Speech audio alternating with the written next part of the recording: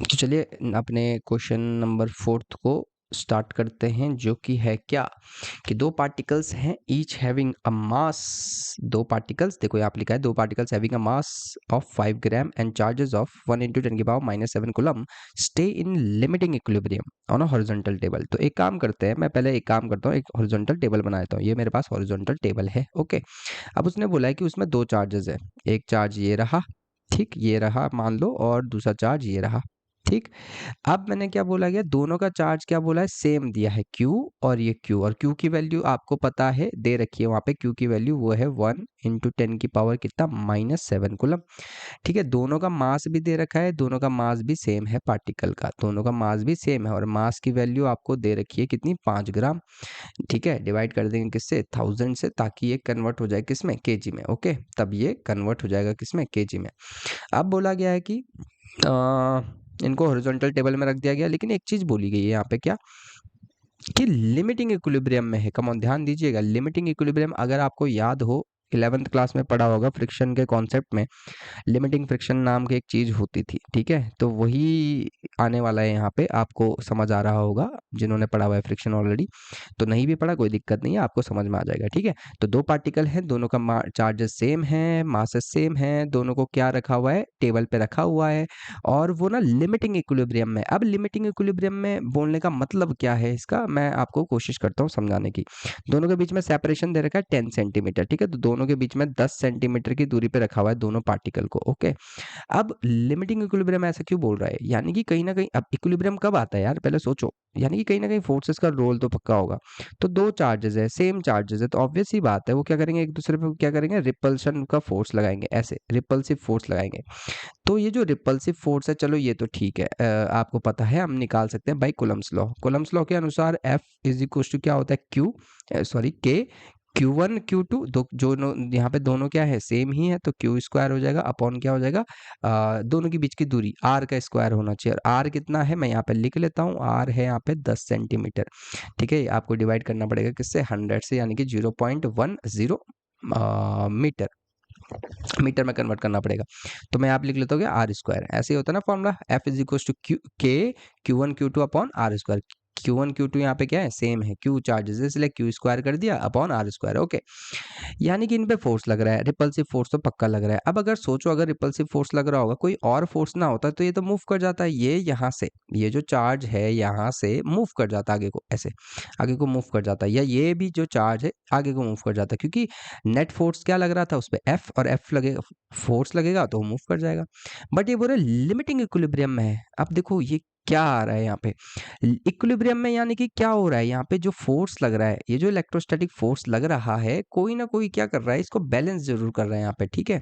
जिसकी वजह से वो मूव नहीं कर रहा है आगे, है ना, जिसकी वजह से उनको धक्का तो लग रहा है, मतलब फोर्स इनकी वजह से धक्का तो लग रहा है, इस फोर्सेस की वजह से धक्का तो लग रहा है, इलेक्ट्रोस्टैटिक फोर्स की वजह से, लेकिन एक ऐसा फोर्स है जो इन्हें इक्विलिब्रियम में बनाए रखा हुआ है, लिमिटिंग इक्विलिब्रियम में है, मतलब वो मूव नहीं कर पा रहे हैं। और वो है कौन, स्टैटिक फ्रिक्शन आता था अगर आपको याद हो। तो यहाँ पे फ्रिक्शन के कारण जो हो रहा है वो इस फोर्स को बैलेंस कर रहा है। ये जो इलेक्ट्रोस्टैटिक फोर्स है, जो ये लगने वाला फोर्स है, ये वाला इलेक्ट्रोस्टैटिक फोर्स चार्जेस के बीच में जो लग रहा था, उसको बैलेंस कौन कर रहा है इस टाइम, फ्रिक्शन बैलेंस कर रहा है, जिसकी वजह से ये इक्विलिब्रियम में है, ठीक है। तो ये लिमिटिंग फ्रिक्शन एक्चुअल में।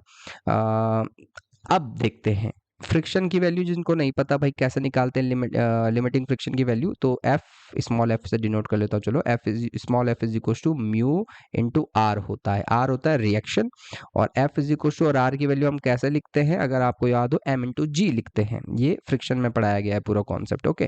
तो अब जब ये जो स्टैटिक फ्रिक्शन है, ये जो लिमिटिंग फ्रिक्शन जिसको बोलते हैं, ये जो है, ये क्या कर रहा है, बैलेंस कर रहा है किसको, इस कैपिटल F वाले फ्रिक्शन को, मतलब इस कैपिटल F वाले फोर्स को, है ना, ठीक है। F, कैपिटल F क्या है, इलेक्ट्रोस्टैटिक फोर्स, स्मॉल f क्या है, फ्रिक्शन फोर्स, ओके। तो यानी कि एक दूसरे को इक्विलिब्रियम में है ना, तो यानी कि दोनों एक दूसरे को क्या कर रहे हैं, बैलेंस कर रहे हैं। अब यानी कि मैं क्या करूंगा, K Q² upon R² is equal to क्या हो जाएगा, म्यू M इंटू G, है ना। अब देखते हैं क्या पूछ रहा है, the coefficient of friction between each particle and the table is the same, ठीक है। तो दोनों में यहाँ पे जो पार्टिकल और टेबल के बीच में जो कोफिशिएंट ऑफ फ्रिक्शन होगा वो म्यू है, दोनों केस में ऐसा बोला गया है। Find the coefficient of friction, mu जो होता है कोफिशिएंट ऑफ फ्रिक्शन होता है, आपको इसी की वैल्यू चाहिए। तो चलिए इसे सॉल्व करते हैं और यहाँ पे सॉल्व कर लेते हैं। थोड़ा मैं इसको हटा दूँ यहाँ से। चलो पहले यहीं पे जगह है, मैं यहीं पे लिख लेता हूँ। म्यू इज इक्वल टू क्या हो जाएगा, यहाँ से वैल्यू निकालेंगे हम, तो ये आ जाएगा क्या, k Q square upon are square m into g. जब आप सारी वैल्यूज रखोगे, के की वैल्यू कितनी होती है 9 इंटू 10 की पावर 9 इंटू, एक बार मैं चेक कर लेता हूँ आपको दिख रहा है या नहीं। हाँ, थोड़ा सा जगह बना ली मैंने। तो अब ये क्या हो जाएगा, देखो 9 इंटू 10 की पावर 9 के की वैल्यू है, क्यू की वैल्यू कितनी थी 1 इंटू 10 की पावर कितना -7 का होल स्क्वायर, ठीक, डिवाइडेड बाय आर कितना है 0.10 का होल स्क्वायर, ठीक है, मीटर में कन्वर्ट कर दिया सेंटीमीटर को, इनटू एम, एम कितना है 5 ग्राम, तो 5 ग्राम यानी कि क्या 5 इंटू 10 की पावर -3, या आप 5/1000 भी लिख सकते हो, इनटू जैसी मर्जी आपकी, ठीक है, मास इनटू जी, जी कितना आता है 9.8। अब यहाँ से हमें निकालना है म्यू की वैल्यू। तो जो म्यू, जब आप पूरा इसे सॉल्व करोगे, मैं पूरा सॉल्व नहीं कर रहा हूँ, ये आपका काम है, मेरा काम है सिर्फ कॉन्सेप्ट समझाना। तो म्यू की वैल्यू जो यहाँ पे आ रही है वो आ रही है 0.18, ठीक है। म्यू की वैल्यू जब सॉल्व करोगे तो 0.18 इसका आंसर आएगा। आई होप ये कॉन्सेप्ट क्लियर हुआ हो आपको। ओके, तो स्टार्ट करते हैं पांचों क्वेश्चन। क्वेश्चन कुछ इस तरह का है कि suppose two charge spheres A and B have the identical size, ठीक है। जो बना देता हूँ, एक मेरे पास ए है और एक मेरे पास बी है, दोनों कैसे हैं, आइडेंटिकल साइज के बॉडी है और दोनों के दोनों चार्ज्ड है, ठीक है। A third sphere of same size but uncharged, एक तीसरा स्फेयर है सी जो कि क्या है, अनचार्ज्ड है, मतलब q इज इक्वल टू 0, ये अनचार्ज्ड है, ठीक है, और ये दोनों चार्ज थे, ए और बी वाले। अब अनचार्ज को कहाँ लाया गया है, is brought in contact with the first, पहले वाले के साथ कांटेक्ट में लाया गया, मतलब सी वाले को आपने किसके साथ कांटेक्ट में लाया, ए वाले के साथ, ठीक है। फिर उसके बाद क्या करा गया, जैसे ही उसको इसके साथ कांटेक्ट में लाया, फिर उसके बाद सी को किसके साथ कांटेक्ट में लाया गया, बी के साथ कांटेक्ट में लाया गया। जब पहले इसके साथ कांटेक्ट में लाया, फिर उसके बाद इसके साथ कांटेक्ट में लाया गया बी वाले के साथ, और तब अलग कर दिया उन्हें। What is the new force of repulsion between A and B के बीच में, ए एंड बी के बीच में नया फोर्स ऑफ रिपल्शन क्या हो जाएगा। भाई जब इसको आप कांटेक्ट में लाओगे तो चार्ज का डिस्ट्रीब्यूशन होगा, और ए और बी का जो चार्ज पहले रहा होगा वो अब चेंज हो चुका होगा, जिसकी वजह से लगने वाला जो फोर्स होगा दोनों में वो चेंज हो जाएगा। इसलिए वो क्वेश्चन पूछ रहा है कि what is the new force of repulsion between A and B. I think समझ में आया क्या बोला मैंने, ठीक। और एक चीज और है, आगे उन्होंने गिवन दे रखा है कि charge on the sphere A and B दोनों का चार्ज सेम है, और डिस्टेंस दे रखी है दोनों के बीच की 50 सेंटीमीटर। तो चलिए इसको करने की कोशिश करते हैं। पहले तो मैं बेसिक बता देता हूँ कि शुरुआत में क्या हुआ होगा। जो उसने पहले बोला, जब भी ऐसा बोलता है ना नया फोर्स ऑफ रिपल्शन, तो पहले पुराना देखो पहला कितना था, ठीक है। तो जैसे ए और ये बी है, ठीक, दोनों पे चार्ज क्या है, क्यू चार्ज है, क्यू की वैल्यू दे रखी है 6.5 इंटू 10 की पावर -7। अब दोनों पे क्या होगा, दोनों सेम चार्ज है तो क्या लगाएंगे, फोर्स ऑफ रिपल्शन लगाएंगे। तो वो जो फोर्स ऑफ रिपल्शन लगाएंगे अकॉर्डिंग टू कूलम्स लॉ हम कैसे लिख सकते हैं, के Q1 Q2, क्यू दोनों में चार्ज क्या है, क्यू, ठीक है, तो क्यू स्क्वायर हो जाएगा अपॉन आर स्क्वायर, ठीक।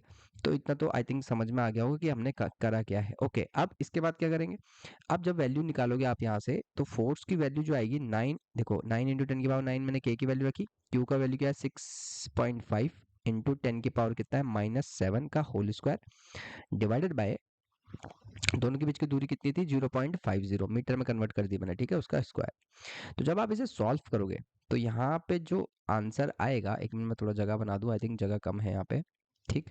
तो वो जगह बना लेते हैं, थोड़ा सा मैं इसको इधर ले आता हूँ, शिफ्ट कर लेते हैं, ठीक है। तो यहाँ पे जो आंसर आएगा यहाँ पे, तो इसको मैं ऊपर यहाँ पे लिख लेता हूँ।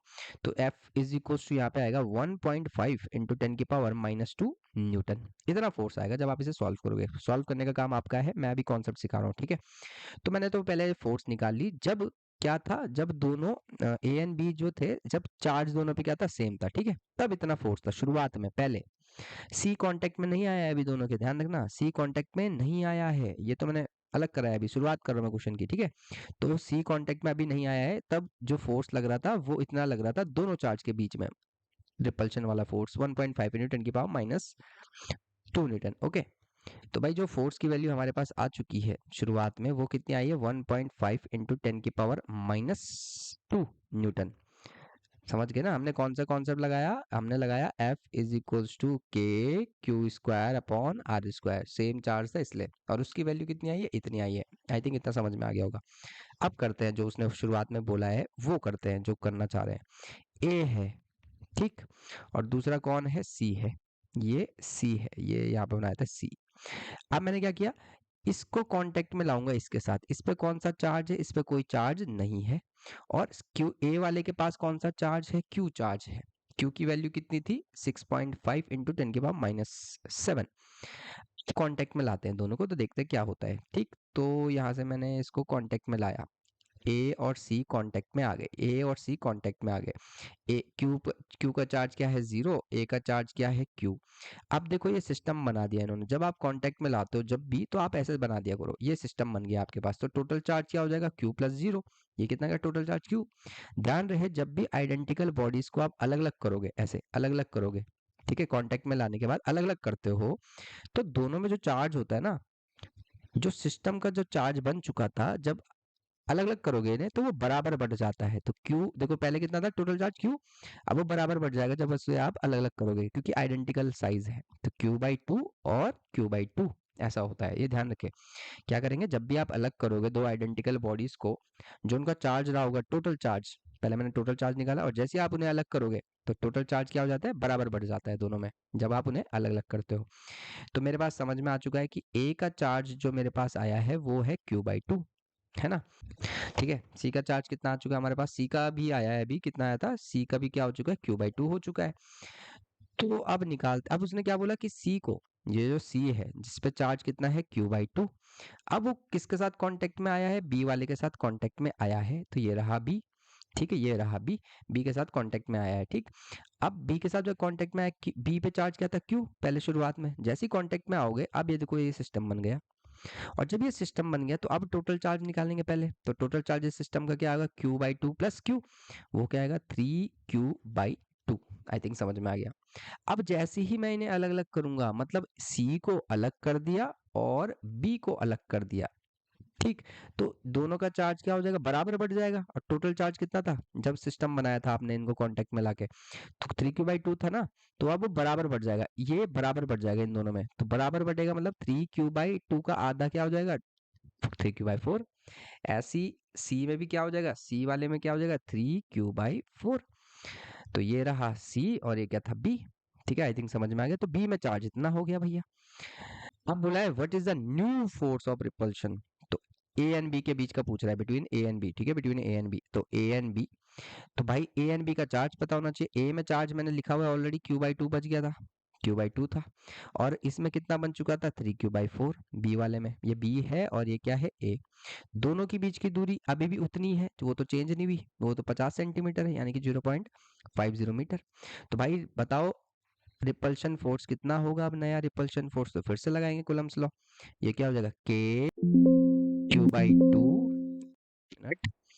ठीक, तो K/Q/2, दूसरा चार्ज क्या है, 3Q/4 डिवाइडेड बाय 0.50 का होल स्क्वायर।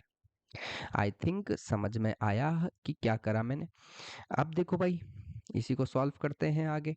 ये क्या हो जाएगा, F इज इक्वल्स टू, एक काम करो, ये जो पोर्शन था इसको पहले अलग अलग कर लेते हैं वैल्यूज को। ये हो जाएगा K/Q², 3 मैंने आगे ले लिया, नीचे 8 बच गया, ये देख रहा है 4 इंटू 2 8, तो और ये 0.5 ऐसा आ जाएगा नीचे, 0.50 का होल स्क्वायर, जो कि आर स्क्वायर था, है ना। तो ये दिख रहा है, ये कुछ इस तरह की वैल्यू नहीं बन गई सेम। तो ये अगर मैं इसको ऐसे भी तो लिख सकता हूँ, 3/8 KQ² ये 0.50 क्या था, आर स्क्वायर ही तो था। और ऑलरेडी हमने ये वैल्यू निकाली हुई है, KQ² अपॉन आर स्क्वायर की वैल्यू ये है, जो मैंने पहले निकाली थी, इसलिए तो निकाली थी पहले ताकि हम आसानी से सॉल्व कर पाए। ठीक है, क्या हो जाएगा, F is equals to 3/8 of 1.5 into 10⁻⁻²। तो यहाँ से जो सॉल्व करके जब आप आंसर आएगा 5.7 इंटू 10⁻³ न्यूटन आएगा। This is the correct answer. I think समझ में आ गया वो कॉन्सेप्ट, एक बार फिर से रिपीट करें इस वीडियो को ताकि आपको समझ में आ जाए। ओके।